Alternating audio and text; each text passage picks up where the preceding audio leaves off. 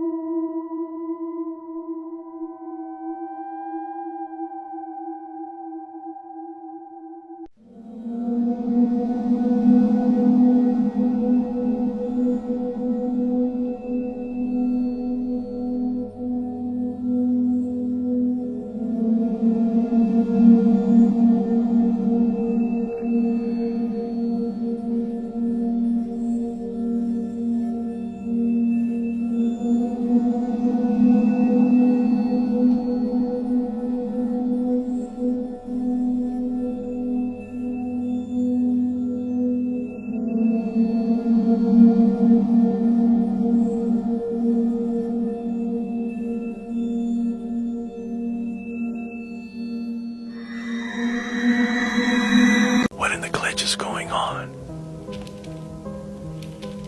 I feel it's like vibrating.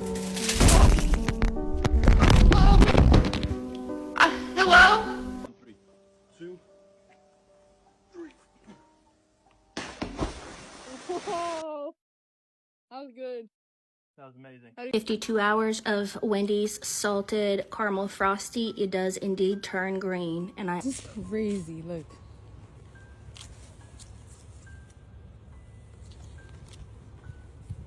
Right? And then...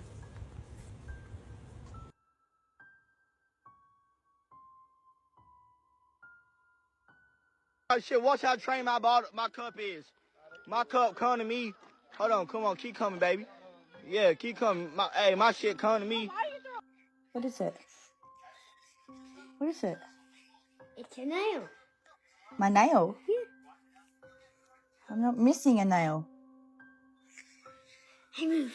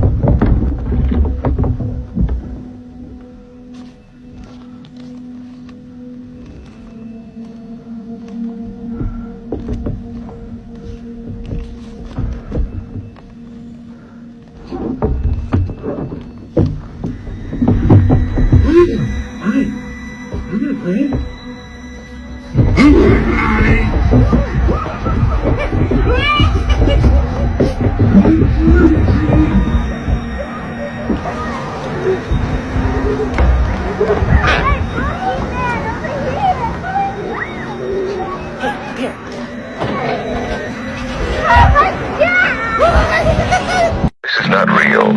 It's just a dream. Please, please, wake up. Wake up. Wake up.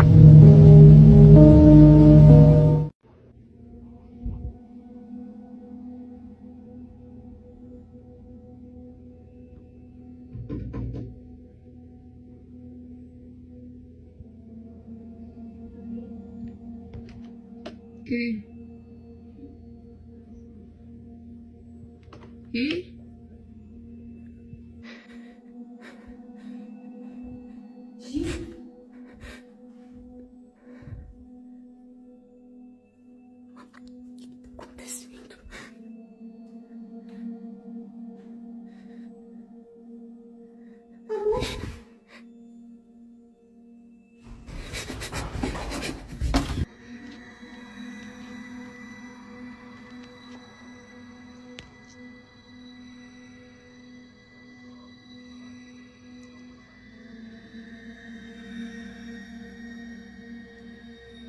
Hello?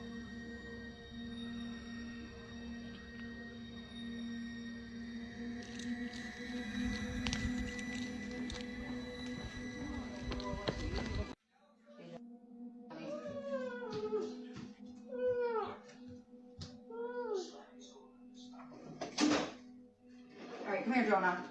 Come here, Johnny. Come here, Jonah. Here, let's find Johnny. Let's find Johnny.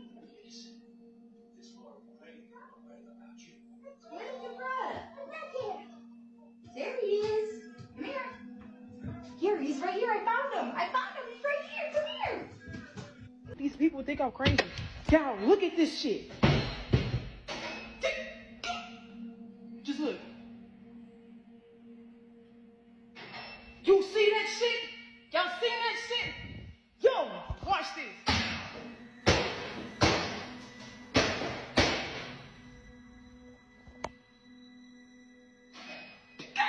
Got it on camera. Thank God. What?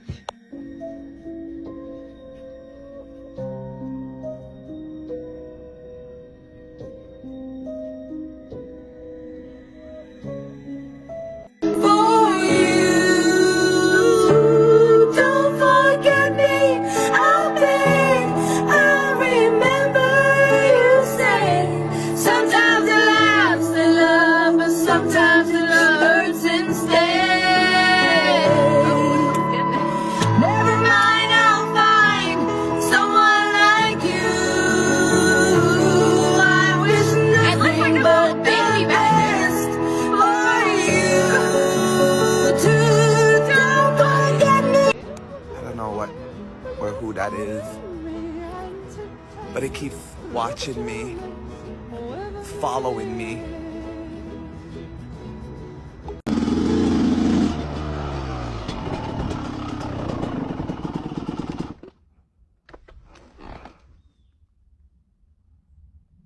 Dude, I just heard somebody yell something. Hello? A lone rider in the heart of the woods. It starts as a peaceful ride until silence falls, and something feels very, very wrong. The footage shows a dirt biker cruising through an isolated forest. Everything seems fine, but then the birds stop singing. The air grows unnervingly quiet, and the biker pauses to listen. As he stops, a faint but unidentifiable sound emerges. It's enough to send chills down his spine, and those watching. Was it the wind, or was something or someone watching him?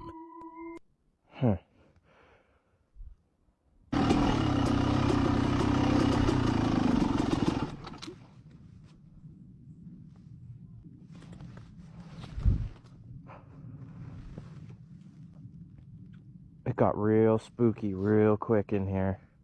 Moments like this are what nightmares are made of. Alone in the woods, the rider notices that the usual forest ambiance has vanished. No chirping birds, no rustling leaves. Then comes a faint, eerie noise in the distance. He calls out with a nervous, "Hello," but the forest remains silent. Viewers were quick to point out that silence in the woods often means danger.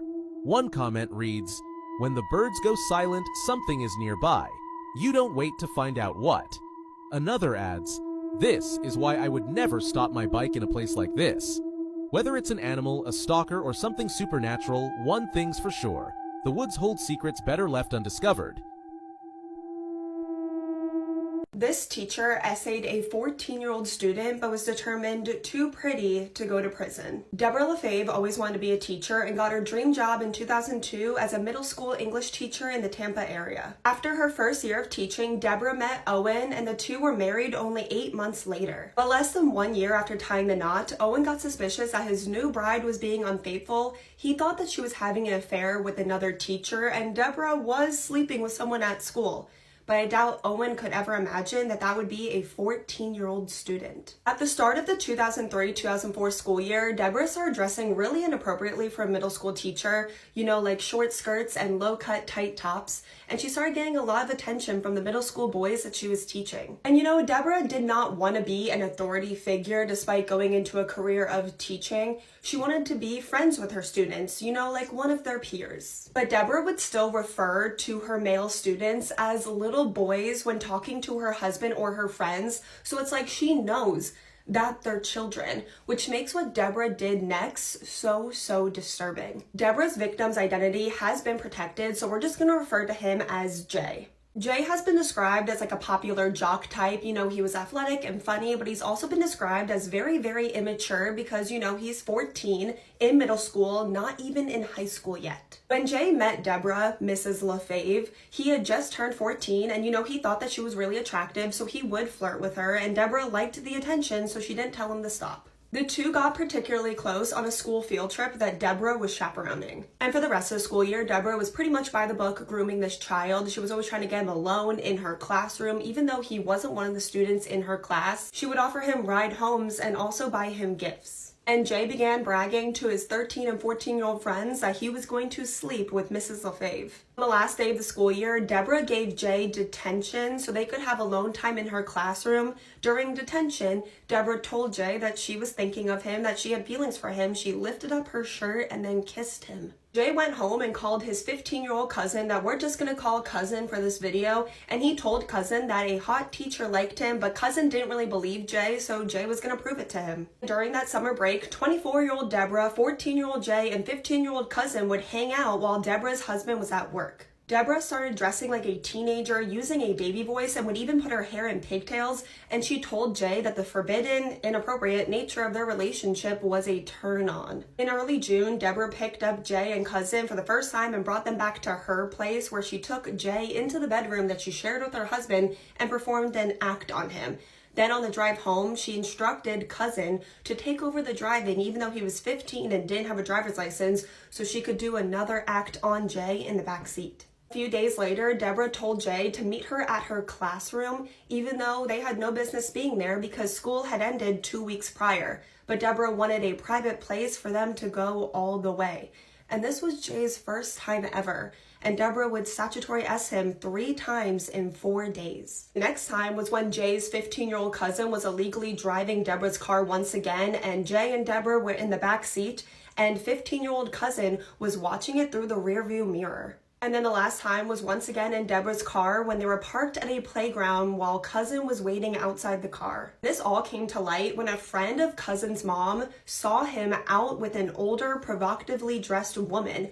And Cousin's mom confronted Cousin about this, but of course he lied. But then that same night, his mother overheard him on the phone with a friend saying that his cousin was sleeping with a hot teacher. Cousin's mom called her sister, which was Jay's mom, and Jay just admitted everything, so his mom called the police. The police had Jay call Deborah so she would incriminate herself over the phone call while they recorded it. On the phone call, Jay said that he was nervous because they hadn't used protection the 3 times that they hooked up, but Deborah said it was okay, you don't have to use protection. And then Jay asked if they wanted to meet up again so they could hook up, and Deborah said yes. But when Deborah showed up to hook up with this middle school boy once again for the 4th time, the police were already waiting for her and they arrested her, and she was facing 15 years in prison. And very quickly this made international news because at the time this kind of thing was still pretty unheard of, and Deborah was seen as so beautiful, so this was a huge scandal. Something very controversial that happened after Deborah was arrested was some male officers actually forced her to take off all of her clothing so they could photograph literally every single inch of her body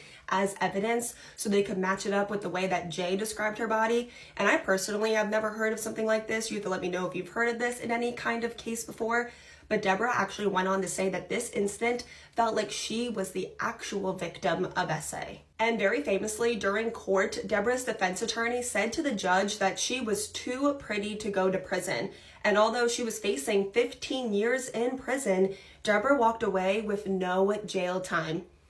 Yeah, you heard that right. She was sentenced to 3 years of house arrest and 7 years of probation, but she ended up getting early release on house arrest and probation. And Deborah's husband, Owen, did stick by her for a while, but eventually did file for divorce. And this is gonna sound pretty bad, but I actually have little sympathy for Owen. He ended up cashing out on a book he wrote about the situation that he called Gorgeous Disaster, the tragic story of Deborah Lafave, where he really paints Deborah as the victim and really dismisses all the trauma of the actual victim, a 14-year-old, because I cannot stress this enough. It does not matter the gender of a victim. It's a 14-year-old. If you're watching this and you don't see Deborah as a predator, I cannot stress this enough, you are part of the problem, because I don't care if you're a boy and this was your dream when you were in middle school, in high school. If you're an adult now and you don't have a problem with a grown person being attracted to someone in middle school, then you're just a creep. And to this day, Deborah has pretty much stayed out of the limelight, even though she was a household name and kind of seen as a celebrity for a while. She thinks of herself as a good person. She is a Christian now, she remarried, she's a mother now, but to this day has never shown any remorse for what she did. And if you watched the end of this video, appreciate you guys so much. Let me know all your thoughts in the comments. Have you ever even heard of this case before? I'm sure some of my older audience definitely has heard of this before. And while you're in the comments, please let me know what case you want to see me cover next. Until then, love you guys so much, and I'll see you guys tomorrow with another video. And he killed like 18 women. Some he tortured, and some he violated, and the rest he ate. Of all the movies that I've showcased on my profile, there is one series that does what found footage seeks to do better than just about all the rest. Well, it's my third and final night here in the house, and I'm terrified. I don't even like looking down that hall right there. I mean, that's terrifying. Look at that. If that door just slammed right now, I would poop my pants. All 8 movies make you ask the question, hold up, is this real? It's somewhere back there. I don't know where it's coming from. And that is the essence of what makes a phenomenal found footage or mockumentary style movie. I've heard this knocking throughout my stay here, and I can't tell if it's like plumbing popping or something like that. And it's extremely rare that you have a series do that 8 times in a row, with a 9th on the way. If you're a fan of the ghost hunting type TV shows, then the Blackwell Ghost series will have you binge watching all 8 movies in one sitting, very easily. And you will certainly Google, is the Blackwell Ghost real, after watching the first one.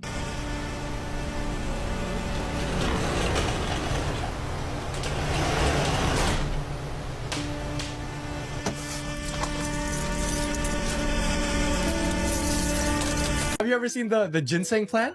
The one that looks like thick? Huh? Never mind. What? No.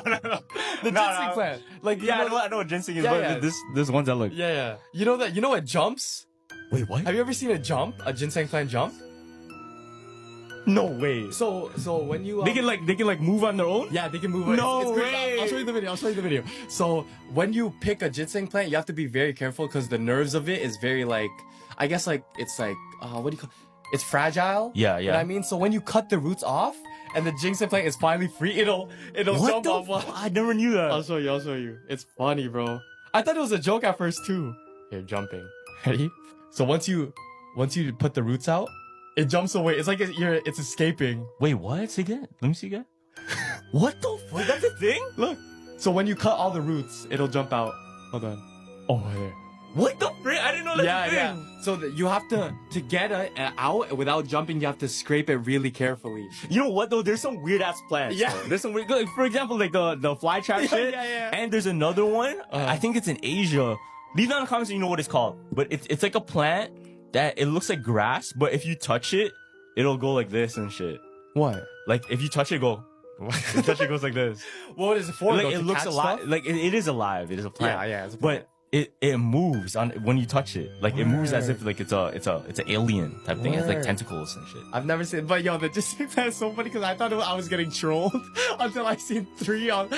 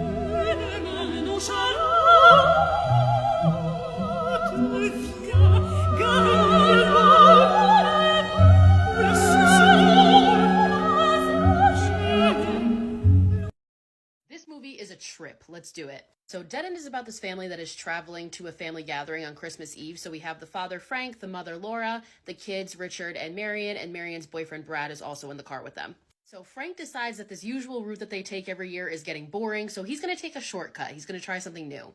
As they are going to take this shortcut, they almost get in a car accident with another car, but the other car misses them. So they're all obviously relieved that they didn't get in a car accident, but then all of a sudden, this woman in white holding a baby shows up in the window. Which, we know, woman in white holding a baby, never a good sign, but they're not fazed at all. So Marion, the daughter, is like, I saw a cabin nearby, we should bring her there, but because the car is full, I'll get out, she can get in the car, and I'll just follow the car on foot. So they get to the cabin, and Frank and Laura go inside to explore to see if there's any phone or anybody there. Richard decides to go off into the woods to escape his family because obviously they're stuck in a car together, there's a lot of tension. And Marion, again, is on foot, so she hasn't gotten there yet. So that leaves Brad alone in the car with this mysterious woman in white. And he looks at this baby and he's like, how is your baby breathing with its face covered like that? And the woman's like, oh, 'cause he's dead.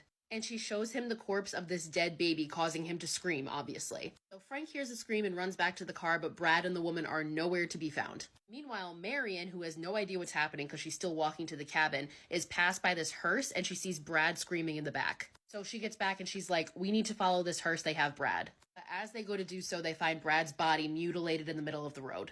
R.I.P. Brad. So Laura, aka our queen, Lynn Shay, goes to call the police, but on the other end, she hears a woman begging for help. She doesn't want to freak her family out more, so she doesn't tell them that. So now their only option is to keep driving to get where they need to be, and now, like, arguments break out, tensions are running high. Frank reveals to Laura that he hates her family and he doesn't even want to be going here. And then all of a sudden, they come across this baby carriage in the middle of the road. And they stop to go investigate it, and Richard gets pulled in and disappears. So the three of them go to pull him out, but when Frank looks up, he sees the woman in white just standing there watching them. And then they find Richard's body, so now he is dead. And we see that Laura is now becoming, like, increasingly bizarre and just, like, losing her fucking mind. So the three of them get back in the car and they keep driving, and they pass this road that is not on the map. So they stop again, but this time Laura, who again is, like, slowly losing her mind, ends up shooting Frank in the leg. She does that with a shotgun that was in the back wrapped as a present for a family member. And then she starts to talk about how she sees this friend in the woods, but this friend died 20 years prior, and she, like, runs into the woods to go visit her.